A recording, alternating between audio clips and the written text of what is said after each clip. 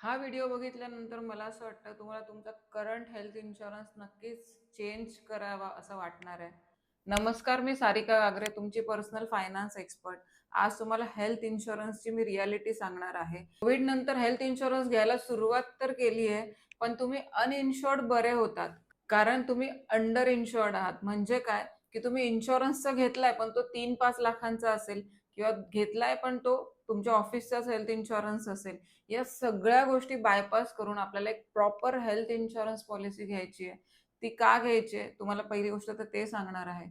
कारण तुम्ही जेव्हा आता ही जी हेल्थ इन्शुरन्स पॉलिसी घेतली आहे, ती मेनली आहे तुम्ही आयदर तुमच्या ऑफिसमधून घेतलेली आहे किंवा तुमच्या बँक्सकडून घेतलेली आहे. म्हणजे याच्यामध्ये तुम्ही काय विचार केलाय, की प्रीमियम मला कमी भरायचा आहे, पण मला कव्हर हवाय. काहीतरी नसण्यापेक्षा चांगलं एक हेल्थ इन्शुरन्स पॉलिसी घ्यायची आहे. पण तुम्हाला माहिती आहे का, ॲडव्हान्स आता अशा काही पॉलिसीज आलेल्या आहेत, की ज्याच्यामध्ये तुम्हाला प्रीमियम पण व्यवस्थित आहे आणि त्याच्यामध्ये कव्हर आणि बेनिफिट्स पण खूप चांगले आहेत. 2024 आणि 25 मध्ये जवळ-जवळ 94,000 करोडचे क्लेम मिळाले लोकांना.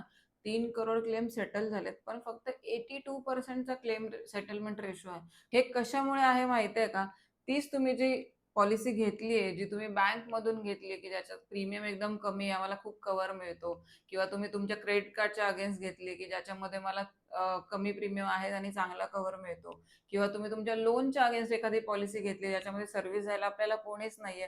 त्या ठिकाणी आपला क्लेम जेन्युइन असून सुद्धा आपल्याला कव्हर मिळत नाहीये. आणि प्लस तुम्ही ज्या ऑनलाईन पॉलिसी घेता, जिथे तुम्हाला कोणी समोर माणूस दिसत नाही आणि मग तुम्ही कंटाळा करता क्लेमच रजिस्टर करायचा. जाऊ द्या 5-50 हजाराचा आहे, जाऊ दे खिशातून जातील पैसे. कशाला आपण क्लेम रजिस्टर करायचा? एवढा कुणाकडे वेळ आहे? या सगळ्यांमुळे काय होतं माहिती का, की तुमचा क्लेमच रजिस्टर केला जात नाही. आणि रजिस्टर केला तरी त्याचा फॉलोअप खूप घ्यायला लागतो. त्याच्यामुळे तो क्लेम काही तुम्हाला मिळत नाही. क्लेम असाच रजिस्टर राहतो. तुम्ही मेलबाजी करून कंटाळून जाता आणि तुम्हाला क्लेम मिळत नाही. म्हणजे काय, मिनिमम तुमचा हेल्थ इन्शुरन्सचा कव्हर हा 50,00,000 25,00,000 या रेंजमध्ये असला पाहिजे. कारण पुढे जाऊन तुम्ही जर ती वाढवायला जाल हेल्थ इन्शुरन्स पॉलिसी, तर त्याच्यामुळे तुम्हाला प्रीमियम खूप जास्त आणि हेवी बसणार आहे. आणि प्लस वेटिंग पिरियड हाही खूप महत्त्वाचा मुद्दा आहे. ठीक आहे. सो आता पुढच्या सेगमेंटमध्ये आपण एक्झॅक्टली पॉलिसी कशी घ्यायची हे बघणार आहोत. फक्त 10 मुद्दे सांगणार आहे, ज्याच्यामध्ये तुम्हाला तुमच्या पॉलिसीचा ए टू झेड सगळं करणार आहे. पहिला मुद्दा म्हणजे जेव्हा हेल्थ इन्शुरन्स पॉलिसी घ्यायला जाताय, तेव्हा तुम्हाला एखाद्या ॲडवायझर किंवा एखाद्या एजंटकडूनच ती पॉलिसी घ्यायची आहे. तुमचा नियर बाय असू शकतो किंवा तुमच्या ओळखीतलं ज्यांच्याकडे तुमचे इन्व्हेस्टमेंट चालू आहे, त्यांच्याकडे तुम्ही जाऊ शकता. माझाही जो क्लायंट बेस आहे, त्याच्यातले जवळ-जवळ 50% क्लायंटचे इन्शुरन्स माझ्याकडे आहे, हेल्थ इन्शुरन्स माझ्याकडे आहे. त्याच्यामुळे त्यांच्या सगळ्याच गोष्टींचा एक होलसम आम्ही रेकॉर्ड ठेवतोय. प्रीमियम कधीही त्यांचे चुकत नाहीत. आमचा फॉलोअप असतो. दुसरी गोष्ट म्हणजे फक्त प्रीमियम बघून तुम्हाला हेल्थ इन्शुरन्स पॉलिसी अजिबातच घ्यायची नाहीये. त्या कंपनीची ॲक्चुअल सर्व्हिस कशी आहे? तुमचा एजंट आहे तो फक्त एकच कंपनी विकतोय, की त्याच्याकडे मल्टिपल कंपनीज आहेत? कारण तो त्याच्याकडे जर एकच कंपनीचं एजन्सी असेल, तर ती एकच कंपनी देणार आहे. सो त्याच्यामुळे तुम्हाला अशा एखाद्या एजंटकडे जायचं ज्याच्याकडे सगळ्या कंपनीज अवेलेबल आहे आणि त्याच्यातली तो बेस्ट तुमच्यासाठी जी कंपनी आहे, ती तुम्हाला ऑफर करेल. तिसरा आणि सगळ्यात महत्त्वाचा पॉइंट, तुम्हाला जी पॉलिसी घेताय त्याच्यातले टर्म्स एंड कंडिशन एकदम सिम्प्लिफाय वेमध्ये समजून घ्यायचे आहेत. त्याच्यामध्ये कोणतेही सब लिमिट्स आपल्याला नकोय. कारण काय होतं, की समजा कॅटरॅक्टचं ऑपरेशन आहे, तर 25,000 देणार, किंवा कोपे हा त्याच्यामध्ये ऑप्शन असू शकतो. सो जी पॉलिसी घेताय तिचे फीचर्स त्याच्यामध्ये हे 3 फीचर तुम्हाला बघायचे. फर्स्ट, तुम्हाला कोणताही कोपे नकोय.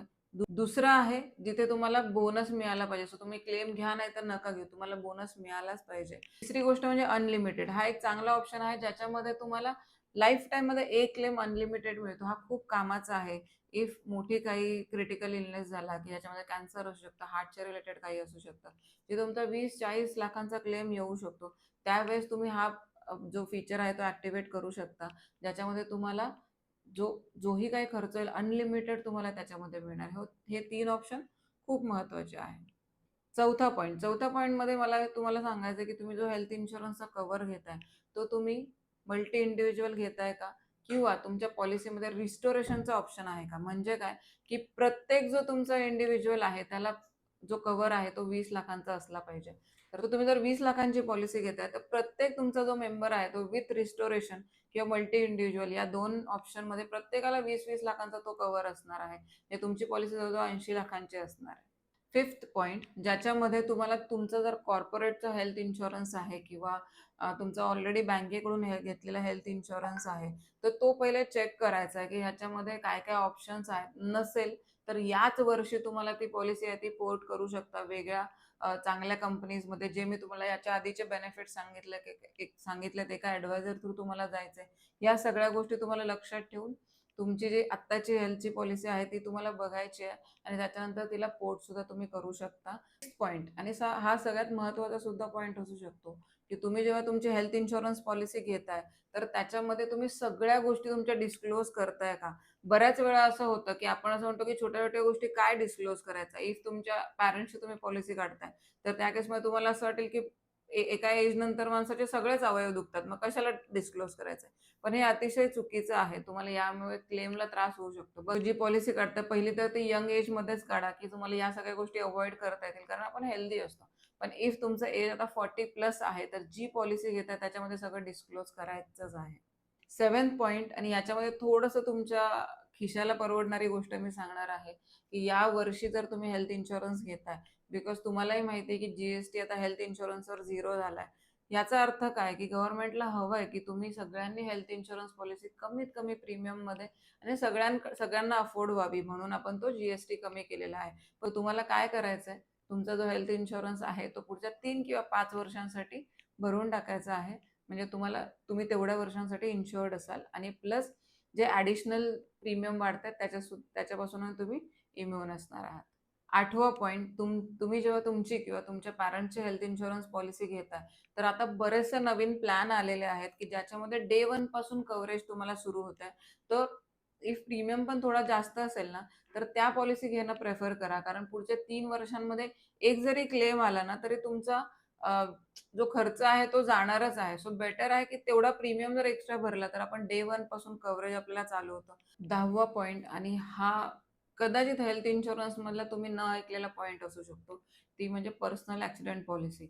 जर तुम्ही आजारी असाल तर तुम्हाला हॉस्पिटलाइज असाल तर तुम्हाला क्लेम तर मिळणार आहे, पण इफ तुमचा हात मोडलाय किंवा काही कारणाने तुम्ही पुढच्या 3-4 महिन्यांसाठी तुम्हाला घरी राहायला लागतंय, तुम्ही ऑफिसला काम करू शकत नाही, तेव्हा तुमचं इन्कम सुद्धा हॅम्पर होतं आणि त्याला सुद्धा कव्हर करणारे ह्या पीए पॉलिसी असतात. प्रीमियम एकदम कमी असतात, पण याच्यामध्ये काय असतं की इफ तुम्ही 2 महिने ऑफिसला जाऊ शकत नाही, तरी तुम्ही 1 करोडची पॉलिसी काढली असेल तर तुम्हाला 50,000 हे एव्हरी वीक तुम्हाला मिळतात. म्हणजे ह्याच्यामध्ये काय की टेम्पररी तुम्हाला डिसेबिलिटी झाली असेल तर त्याचं तुम्हाला पेमेंट मिळतं. सो मला असं वाटतं तुम्ही जर आत्तापर्यंत या व्हिडिओमध्ये आहात तर तुम्हाला 90% हेल्थ इन्शुरन्सच्या सगळ्या गोष्टी माहिती झालेल्या असतील. मग तुम्हाला वाट नाही बघायची. पहिली गोष्ट, नसेल हेल्थ इन्शुरन्स तर पहिले दिलेल्या नंबरवर कॉल करा. तुमच्यासाठी कोटेशन घ्या.